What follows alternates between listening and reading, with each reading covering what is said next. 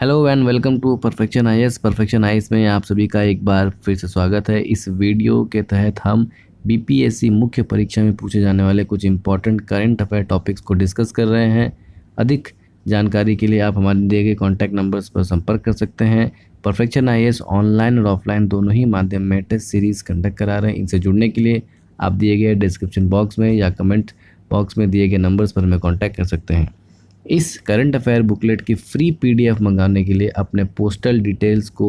Perfection IAS team को आपको message करना है और 2-3 दिन के अंदर अंदर आपको ये सारी बुकलेट अवेलेबल हो जाएंगी। तो इस मौके का लाभ उठाएं और अपने प्रिपरेशन को एक धार दें, जो कि खास करके इंटरनेशनल रिलेशंस हो या करंट अफेयर्स हो, साइंस एंड टेक्नोलॉजी हो, इस पर कहीं ना कहीं जो स्टूडेंट्स पीछे रह जाते हैं इन्वायरमेंट सेक्शन में, वो कहीं ना कहीं इससे कंप्लीट हम कर सकें। तो चलिए आज के इस वीडियो में देखते हैं, जिसमें जलवायु परिवर्तन की ओर भारत के प्रयास क्या है। यानी कि आपको पता है कि आने वाली सदी में अगर सबसे बड़ी चिंता कोई विषय है तो वो है जलवायु परिवर्तन, यानी कि ग्लोबल क्लाइमेट चेंज। और कहीं ना कहीं जो कोविड-19 पेंडेमिक जो आज के समय में है, उसको भी कहीं ना कहीं इसी से जोड़कर बहुत सारे देश, वैज्ञानिक और शोधकर्ता इसे साथ में जो है पर्यावरणविद, जितने भी लोग पर्यावरण एक्सपर्ट्स हैं, वो कहीं ना कहीं इसको साथ देखकर ही, इसको साथ में लेकर ही इसको देख रहे हैं।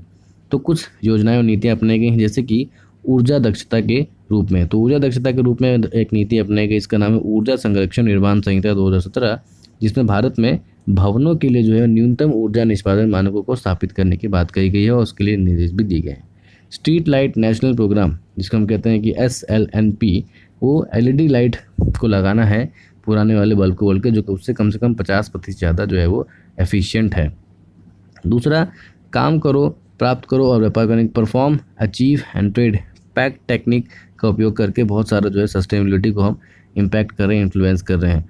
उन्नत जीवन बायोफ्यूल और ILD यानी कि जो उजाला योजना है, उजाला योजना के तहत किस तरह से बायोफ्यूल को यूज़ करके और विद्युतीकरण को भी यूज़ करके जो आगे बढ़ा सकते हैं। उजाला हो, उसके साथ साथ उज्ज्वला योजना भी, हालांकि वो एक घरेलू रसोई में यूज़ होता है, लेकिन उससे भी कहीं ना कहीं जो पॉल्यूशन की मात्रा जो है, प्रदूषण की मात्रा कहीं ना कहीं बहुत हद तक कम हुई है। ज़ीरो इफेक्ट परियोजना में जिस तरह से कैसे वेस्ट से सूक्ष्म चीज़ों को, सूक्ष्म लगी चीज़ों को MSME सेक्टर में इन चीज़ों को कैसे बनाया जा सके और उनका कैसे कंज्यूमर गुड की तरह इस्तेमाल किया जा सके। स्टार रेटेड उपकरण को खरीदना जिनकी जो ऊर्जा दक्षता है वो अधिक हो। ऊर्जा बचत वाले भवनों की पहचान करने के लिए गृह नाम का प्रोटोकॉल की स्थापना की गई है। फिर उसके बाद देखेंगे नवीनीकरण ऊर्जा में किस तरह से प्रोत्साहन दिया गया है। तो इसमें जो है सौर ऊर्जा संबंधी जो 2022 तक हमारा लक्ष्य है 100 गीगावाट, और पवन ऊर्जा जो है वो 60 गीगावाट, और लघु एवं बायोमास से जो है 15 गीगावाट। लेकिन हाल ही में जो महामारी की वजह से इस लक्ष्य को पूरा करने में समय लग सकता है, लेकिन ये हमारा लक्ष्य है और इस पर हम कहीं ना कहीं काम कर रहे हैं, जो कि पेरिस क्लाइमेट समझौते में हमने INDC के फॉर्म में दिया गया था। हरित ऊर्जा कॉरिडोर पर जाना, जिसका लक्ष्य है वो नवीकरणीय ऊर्जा के साथ ऊर्जा एवं पवन ऊर्जा को उत्पादित करके बिजली भी बनाए और यातायात में भी सुविधा हो। दूसरा, हाइब्रिड एवं विद्युत चालित वाहन को भारत में तेज़ी से अपनाने के लिए फेम इंडिया नाम का एक प्रोजेक्ट चालू किया गया है, जो कि इलेक्ट्रॉनिक व्हीकल्स, बैटरीज और ऐसे चीज़ों पर भी चल सकता है। वनीकरण के उपाय, यानी कि एफॉरेस्टेशन के लिए क्या किया गया है, तो राष्ट्रीय वनीकरण कार्यक्रम देश में समाप्त हो रहे वनों तथा और गन्य क्षेत्रों के लिए वनीकरण बनाना, उनको मैनेज करते रहना। नगर उद्यान योजना, इस उद्देश्य से शहरी वनों की पारिस्थितिकी में कामकाज जो है वो करना आवश्यक रूप है, कायाकल्प करना है, ताकि प्रथम श्रेणी के शहरों में कम से कम एक शहरी वन का निर्माण अवश्य किया जा सके। कृषि के क्षेत्र में जो हम कहते हैं कि RED यानी कि रेनफेड एरिया डेवलपमेंट को मनरेगा, NWRDPA, राजीव योजना, FPR योजना, RKY, इस तरह से चीज़ों को यूज़ करके हम कहीं ना कहीं जो है वो RAD जो रेनफेड एरिया डेवलपमेंट को आगे बढ़ा सकते हैं, अलग अलग तरह के लोग, अलग अलग लोगों की द्वारा कंट्रीब्यूशन से। उसके बाद कृषि के क्षेत्र में आगे देखेंगे कि प्रधानमंत्री कृषि सिंचाई योजना हो या प्रधानमंत्री किसान सम्मान योजना हो, उष्ण प्रबंधन योजना हो, स्टील स्क्रैप रिसाइकलिंग इत्यादि जो योजनाएं हैं वो भी चल रही हैं। वित्त उपकरण के फॉर्म में भारत ने जो इंटरनेशनल प्लेटफॉर्म में सस्टेन बुक फाइनेंस यानी कि IIP-IPSF में शामिल हुआ है, जो वित्तीय बाजारों की एक कह सकते हैं कि वैश्विक प्रकृति को स्वीकार करता है, जिसमें हरित, अर्बन, कार्बन और जलवायु तुलनात्मक अर्थव्यवस्था को द्वितीय वित्तीय सहायता देने की प्रदान, और उसको कहीं ना कहीं उसको एक्सचेंज और उसकी ट्रेडिंग जो है वो की जा सकती है। एनर्जी एफिशिएंसी फंडिंग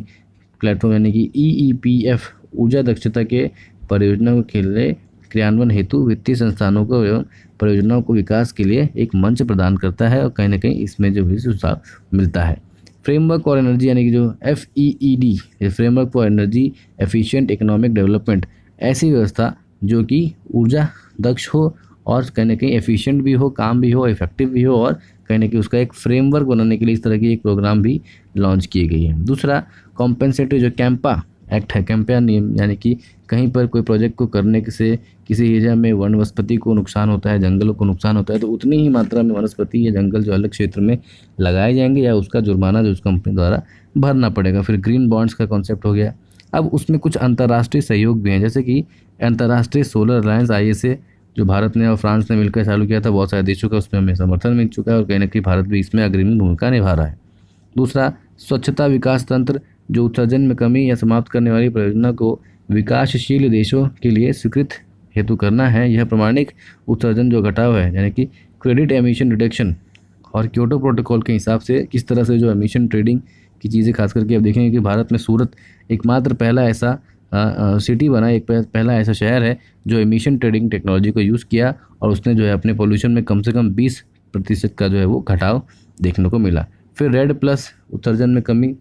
अतिरिक्त कार्बन अनुक्रम प्रमाण वाले उत्सर्जन में कमी लाने के लिए, वन आधारित आजीविका में सुधार लाने के लिए, दुर्लभ स्थानिक एवं लुप्त प्राय प्रजातियों को उस क्षेत्र में पाई जाती हैं उसको संरक्षित करने के लिए इस तरह से water area development, command area development, Renfri area development जैसे प्रोग्राम इसके अंदर चल रहे हैं। और अन्य चीज़ें हैं जैसे कि प्रधानमंत्री उज्ज्वला योजना हम देख रहे हैं, अटल मिशन फॉर रिजुवेनेशन जो पुराने शहरों को रिनोवेट करके उसका जीर्णोद्धार करके एक नया शहर बनाया जाए, स्मार्ट सिटी प्रोग्राम हो या डेडिकेटेड DFC फ्रेट कॉरिडोर हो, इस तरह की चीज़ें चल रही हैं। और फासले में जो जैव ईंधन पर एक राष्ट्रीय नीति आई है जिसका उद्देश्य है कि 2030 तक जीवाश्म पर आधारित ईंधन के 20% से जो इथेनॉल ब्लेंडिंग यानी कि इथेनॉल से मिक्सिंग करके उसकी एफिशिएंसी को कम से कम 40% बढ़ाया जाएगा और प्राइस में नहीं तो कम से कम 30% की कमी जो है वो देखने मिलेगी। तो ये था आज का हमारा वीडियो, मिलते हैं आपसे अगले वीडियो में।